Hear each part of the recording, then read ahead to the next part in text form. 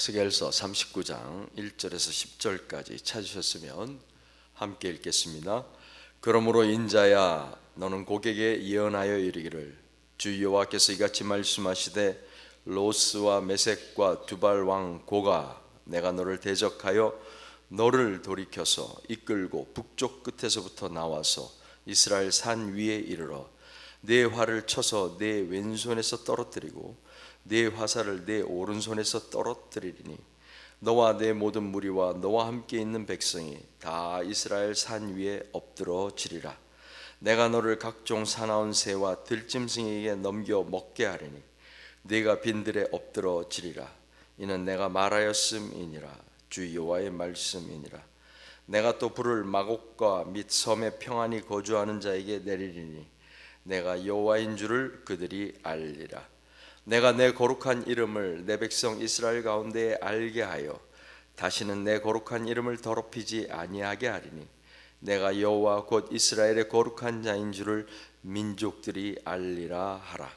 주 여호와의 말씀이니라. 볼지어다, 그날이 와서 이루어지리니 내가 말한 그날이 이 날이라.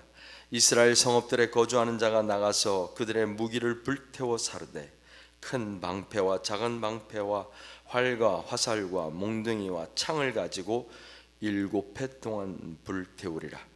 이같이 그 무기로 불을 피울 것이므로 그들이 들에서 나무를 주워오지 아니하며 숲에서 벌목하지 아니하겠고, 전에 자기에게서 약탈하던 자의 것을 약탈하며 전에 자기에게서 늑탈하던 자의 것을 늑탈하리라.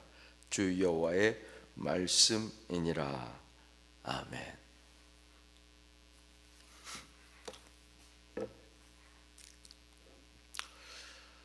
신약 성경, 특히 복음서를 보면 우리 주님께서 수많은 기적들을 보여주십니다. 그 중에서도 대표적인 것이 치유 사역입니다. 인간의 연약함을 고치심으로 예수님이 선포하시는 하나님의 나라가 어떤 것인지, 어떤 모습인지 보여주시는 것입니다. 그리고 예수님 자신이 누구신지, 사람을 회복해야 하는 예수님이 누구신지 보여주시는 장면들입니다. 이후에 예수를 만난 사람들의 고백이 무엇입니까? 예수의 치유 사역을 경험하고 예수가 전하는 하나님의 나라를 깨닫게 된 사람들의 고백은, 주는 그리스도시요 살아계신 하나님의 아들이니다 라는 고백입니다. 이것이 에스겔의 언어로 표현된다면 내가 여호와인 줄을 그들이 알리라, 내가 여호와인 줄 그들이 알리라와 같은 의미인 것입니다. 사실 이 말은 에스겔서 전체에서 마치 후렴구처럼 반복되는 이야기입니다. 이스라엘과 열방을 가리지 않고 주님께서는 말씀하십니다. 내가 여호와인 줄을 그들이 알리라. 좋은 일로, 기쁜 일로 하나님이 하나님 되심을 알게 되면 좋을 텐데, 대부분의 경우는 힘들고 어려운 일, 그리고 고통과 재앙을 만난 다음에야 비로소 하나님을 알게 되는 것입니다. 오늘 본문에서는 어제 등장했던 곡이 다시 한번 언급됩니다. 하나님을 대적하는 세력들을 총칭해서 가리키는 말입니다. 대담하게도 이들은 이스라엘을 치러 북쪽 끝에서 달려옵니다. 그 곡에게 하나님은 심판을 말씀하십니다. 내가 죽을 것이라고, 내가 망할 것이라고 예언하십니다. 어제 38장에 이어서 39장도 종말론적인 세상을 말씀하고 있습니다. 먼저는 하나님이 개입하시는 전쟁입니다.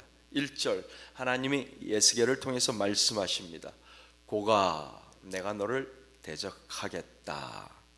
하나님께서 곡을 이끌어 전쟁을 시작하게 하시고 또 그 곡을 심판하시는 것입니다. 온갖 무기와 수많은 병력을 이끌어 이스라엘을 대적하는 것이 곡의 생각이고 계획이지만, 사실은 하나님이 시작하시고 하나님이 계획하시고 하나님께서 진행하시는 전쟁인 것입니다. 하나님이 개입하신다라는 말은 이미 끝이 정해진 싸움입니다. 시편 저자의 고백을 우리가 기억하실 것입니다. 여호와는 내 편이시라 내가 두려워하지 아니하리니 사람이 내게 어찌할까. 주님께서 내 편이 되셔서 나를 도와주시니 나를 미워하는 사람이 망하는 것을 내가 볼 것이다. 어제도 말씀드렸지만 우리 그리스도인들은 승리의 전쟁을 해야 합니다. 하나님이 개입하시는 전쟁을 해야 합니다. 사람과 사람 사이에 미워하고 질투하고 다투는 싸움은 모두가 패배하는 싸움입니다. 하지만 하나님께서 싸우시는 전쟁은, 우리를 대신하여 하나님께서 싸우시는 전쟁은 우리가 승리할 수밖에 없는 전쟁인 것입니다. 둘째는 하나님의 심판이 있습니다. 3절 이하에 보면 곡의 군대가 맞이하는 비참한 결말을 보게 됩니다. 활과 화살을 내려놓게 됩니다. 하나님이 대적하시니 무장을 해제하게 되는 것입니다.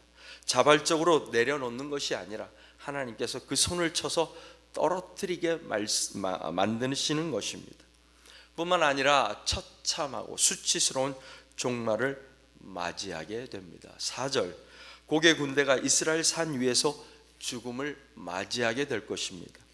이스라엘 백성이 산에서 주로 무엇을 했습니까? 우상 숭배를 하고, 그래서 하나님의 진노를 불러오는 행동을 하는 장소가 이스라엘의 산들이었습니다.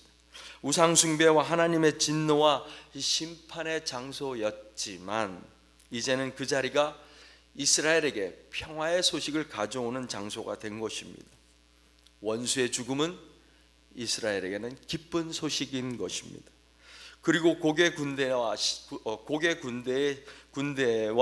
군대의 시체는 들짐승과 새들의 밥이 되는 것입니다. 오늘날도 마찬가지겠지만 옛날 사람들에게는 매장할 사람이 없고 매장될 무덤이 없다라는 것은 아주 치욕스럽고 수치스러운 죽음을 의미하는 것입니다.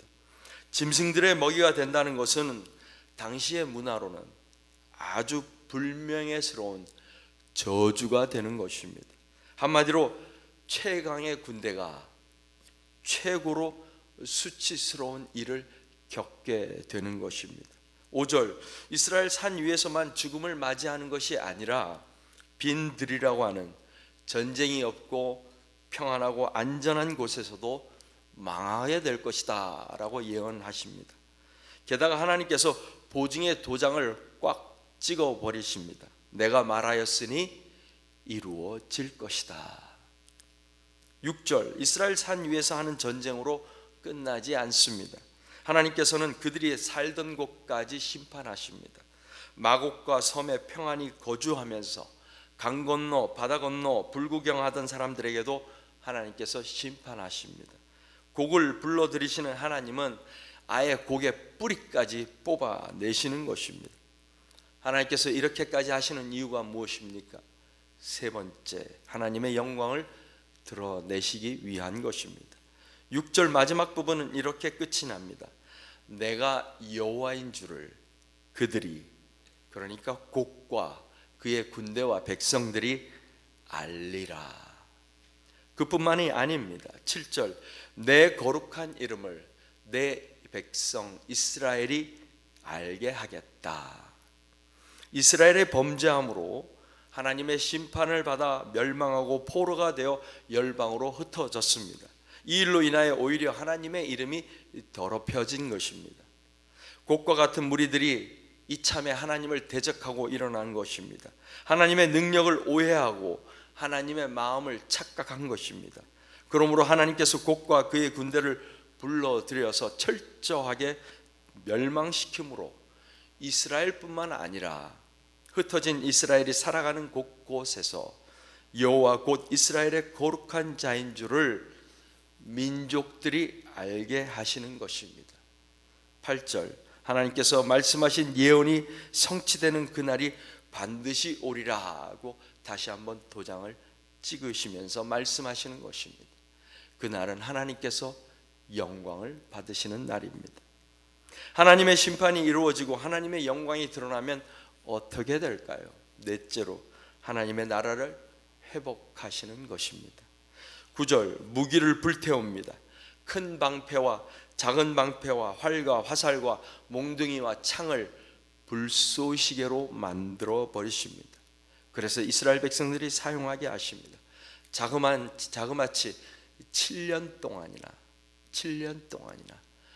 장작을 만들지 않아도 이것을 가지고 땔감으로 사용할 수 있는 것입니다. 물론 숫자적으로 7년이 아니라 완전한 심판과 완전한 회복을 말씀하시는 것입니다. 하나님께서 회복하시는 것은 10절, 약탈하던 자와 약탈당하던 자가 바뀌는 것입니다. 늑탈하던 자와 늑탈당하던 자가 역전되는 것입니다. 그래서 우리가 잘 아는 대로 이사야 선지자도 이렇게 예언합니다.